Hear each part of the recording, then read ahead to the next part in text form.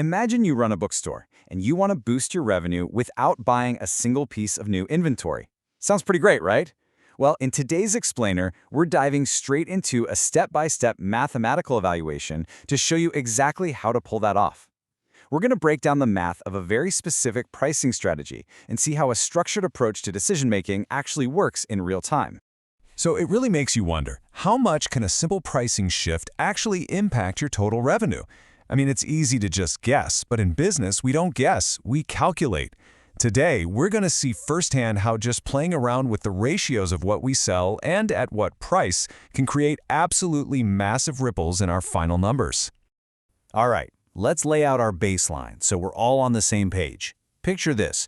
You have exactly 100 books just sitting in storage. You've got a pricing strategy where a certain chunk of those books sell for a top price of 500 rupees and the rest go for a lower price of 200 rupees. These are our fixed parameters. This is the absolute foundation of the problem we're solving today.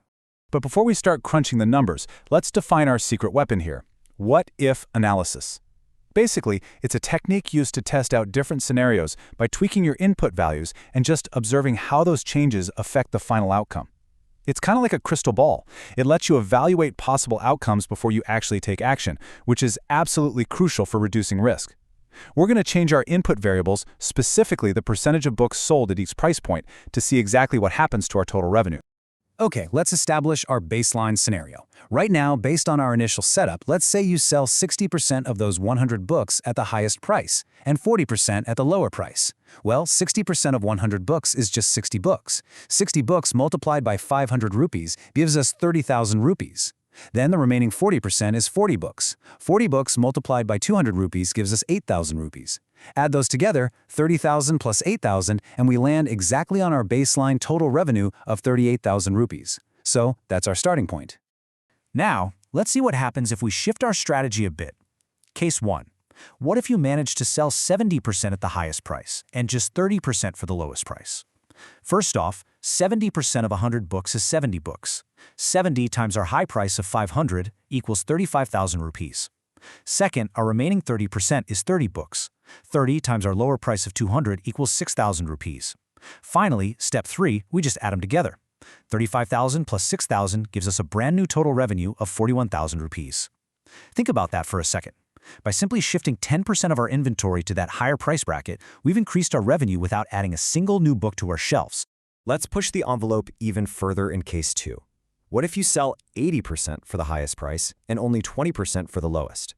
Step 1. 80 books at 500 rupees each brings in a very solid 40,000 rupees. Step 2. Those remaining 20 books at 200 rupees each bring in 4,000 rupees. And step 3, combining those, 40,000 plus 4,000 pushes the total revenue all the way up to 44,000 rupees. We're seeing a really clear mathematical progression here, and it's based purely on optimizing our sales distribution. When we stack these scenarios side by side, the visual impact of our calculations is just undeniable. We started at a baseline of 38,000. Shifting to a 70-30 split bumped us up to 41,000. And shifting to an 80-20 split surged us all the way to 44,000. This right here proves the immense value of mathematically testing your variables. Without having to risk any real-world trial and error, what-if analysis clearly highlighted the most profitable path forward. So, we've broken down the math, we've compared the scenarios, and we've seen the definitive results. Now, I want to leave you with this question to chew on. How might you apply what-if analysis to your own business or inventory decisions? Whether you're selling books, managing supply chains, or just trying to allocate a budget, using this kind of focused analytical tool lets you peek into the future and optimize your choices before making a single move. It's a real game changer. Keep analyzing, and I highly encourage you to apply this to your next big decision.